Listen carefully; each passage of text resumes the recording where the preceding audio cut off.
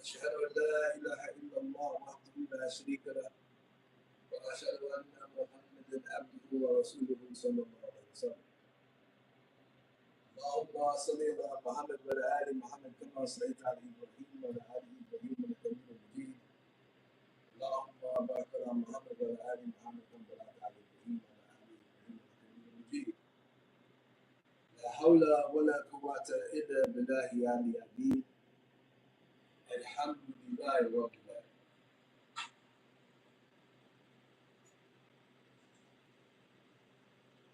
In the name of Allah, the Beneficent and Merciful, we bear witness that nothing deserves to be worshipped except Allah, without partner, without associate.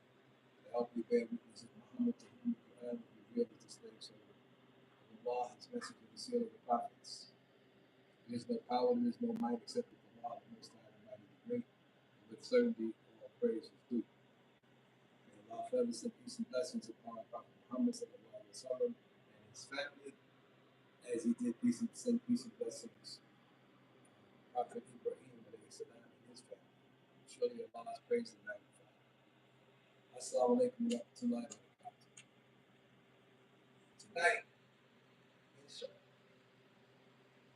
we'll be dealing with the continuance of some of the aspects of what we now know and define as Tasawwuf that directly apply to the time and space in which we are. Probably in human history, there's never been more trying times. Because there has always been a confinement, a confining element to space and time. Because it took time to go from one space to another. No matter how slight that time might be, it still took time for an object to go from one space to the other. Now, we're living in an age where total access to information of any particular subject can be ascertained in the blink of an eye.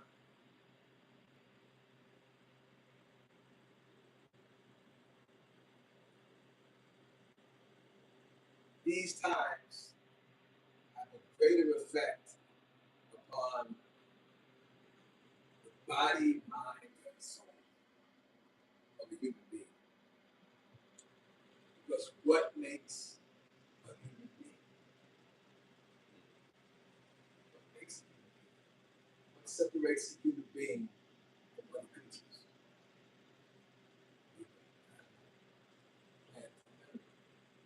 What separates a human being?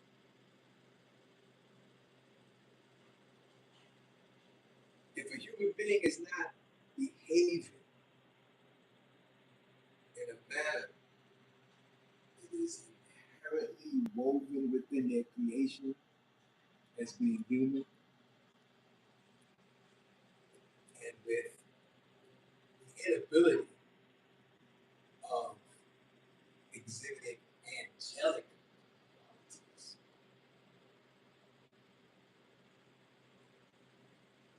so the human being begins to function off instinct like an animal. Instinct, instinctual behavior. But what makes the behavior of the human being even worse is that the animal has no choice but to behave in its instinct, in its nature. The human being has a choice. The human being has a choice to behave behave in 3 levels of consciousness.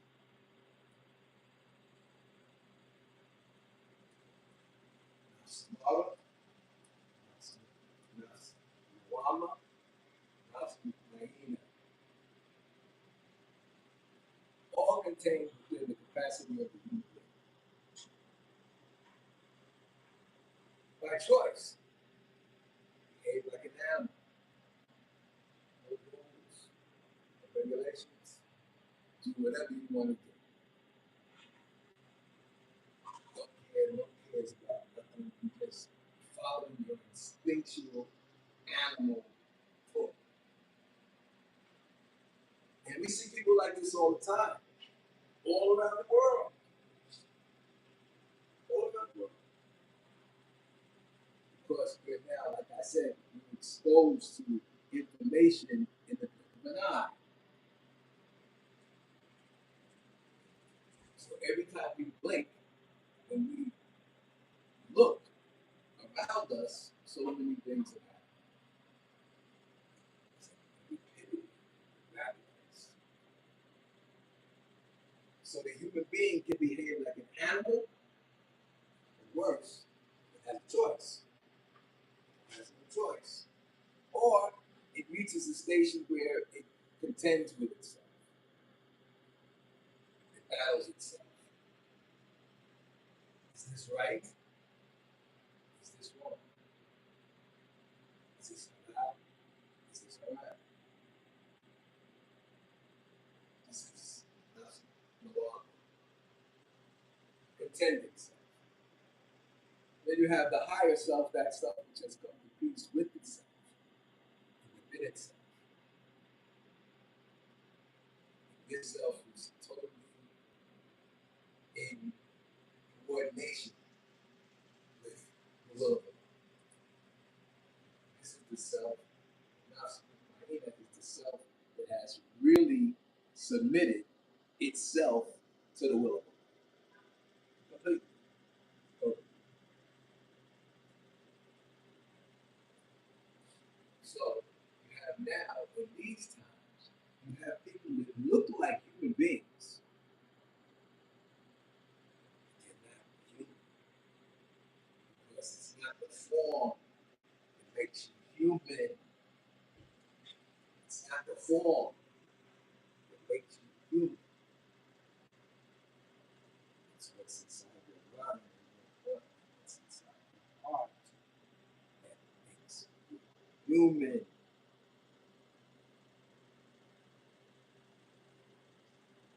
And we're blessed because we have been given a criteria for God, criteria of discernment.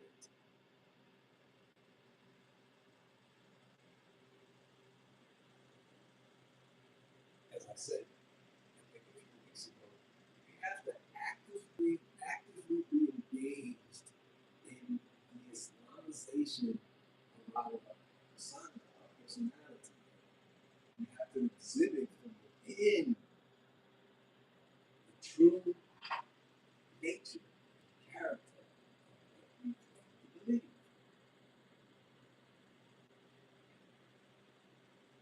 This comes with yourself, battle with yourself. And as you reach the higher levels, inshallah, give them my last mission, you will begin to see things more clearly in your human sight and in your mental sight. Things will begin to unveil. You begin to see clearly. Not that what you're seeing wasn't there. It was there. But you were veiled.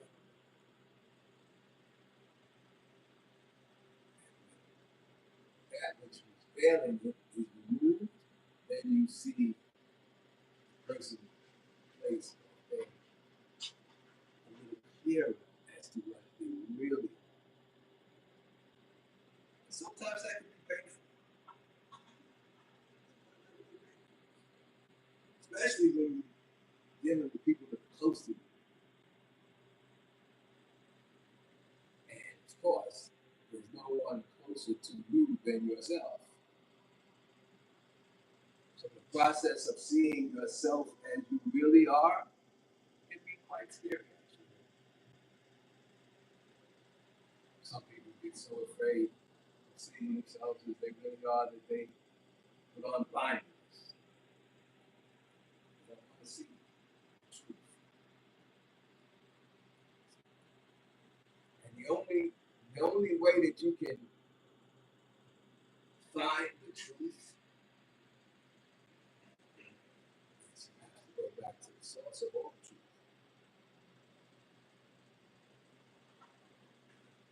So if you have someone that's seeking the truth,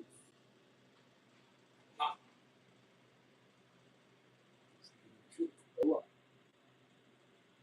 And they become seekers of the truth. That's the objective. Then you have other people who are seekers of knowledge. That's not in the source of all knowledge. You're never going to be able to find knowledge unless you find Allah. Alim. You can't find knowledge unless you find it from the source of knowledge. Get it? Then you have other people that are seekers, travelers, in search of love.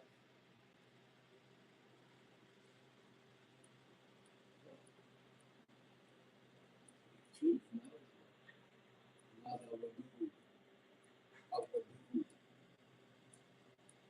the source of all love. So it is impossible to find love unless you go back to the source of love. And you can't love that which you do not know. Knowledge of.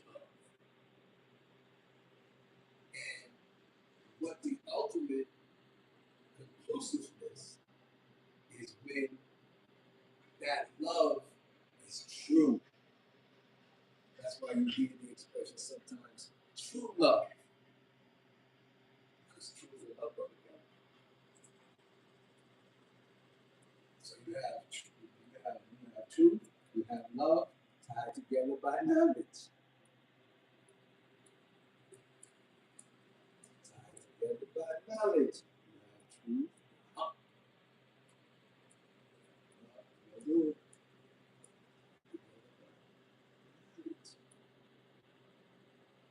So the more you know about a person, place, or thing, and the more you recognize the true essence behind the illusion, because we all carry a shield.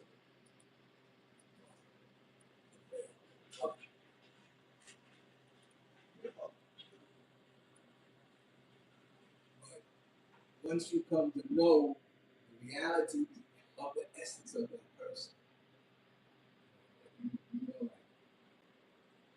you know the person. Then what you're seeing of the person is true. Because you've seen the person behind the event. So what you're seeing is true. And that's truth. And that love. Now, know it's the union. It's the union.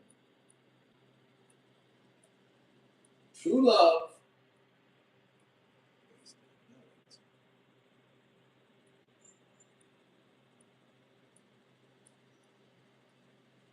We have,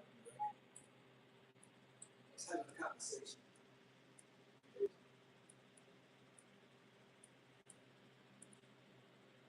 talking about where we are, where we've been, and where we are as individuals and there's people, human beings. Where's the human species headed to? And we got into, of course, as Muslims, we got into from the Islamic perspective to that question. Where we've been, where we are.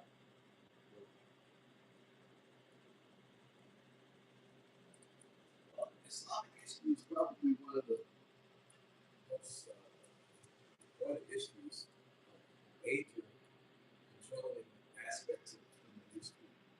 You probably find out more about Islamic history than you could about any other history. Because one thing about Islamic history, inshallah, it should be based in truth. It's truly Islam. It should be based in truth. So the secret of knowledge is actually seeking the truth. But don't forget, you have truth, but on the other side, you have love.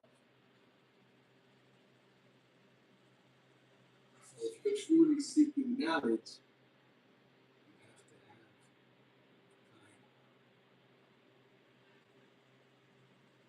Just read, read,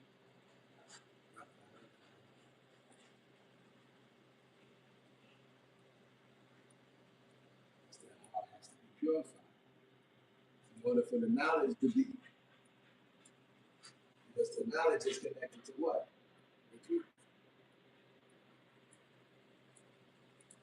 So when you truly see someone behind that image, and you know the truth of what you see, and you love what you see, that's true.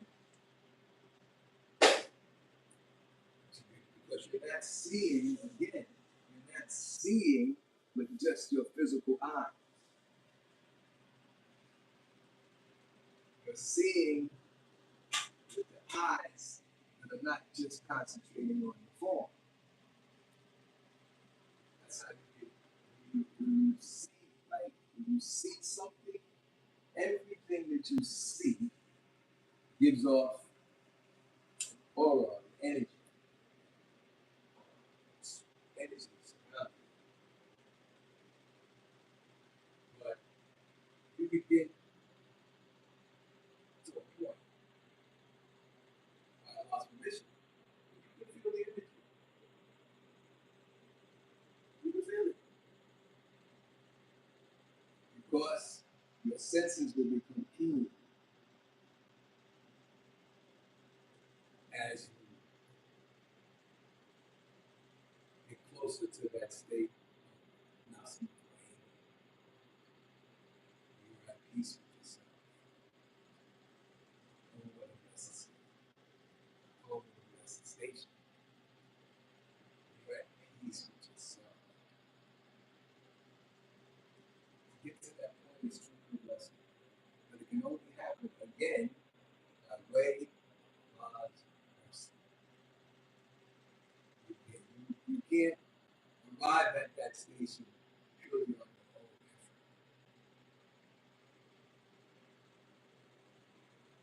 Because in order to be at peace with yourself, you have to also be at peace with your own.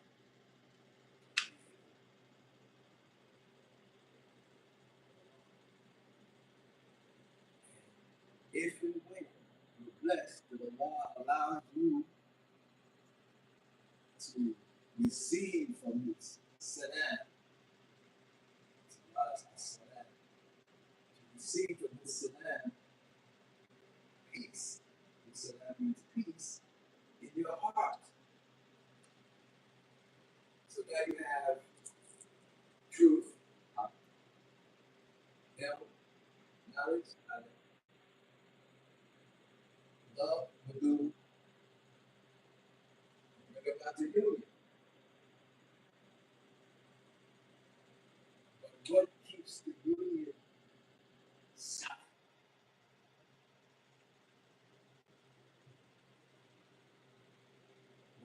beings, whoever it is, they must be continually bringing a state of peace to them.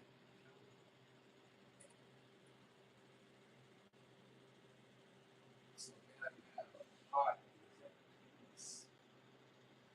It's peace with the color, which we have to believe in destiny. You're at peace with the decree of Allah. Whatever Allah has decreed,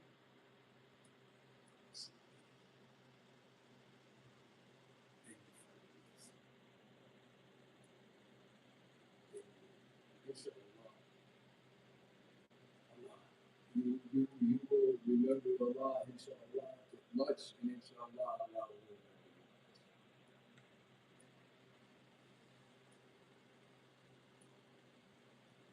But inshallah, next time, I'll take you the other way.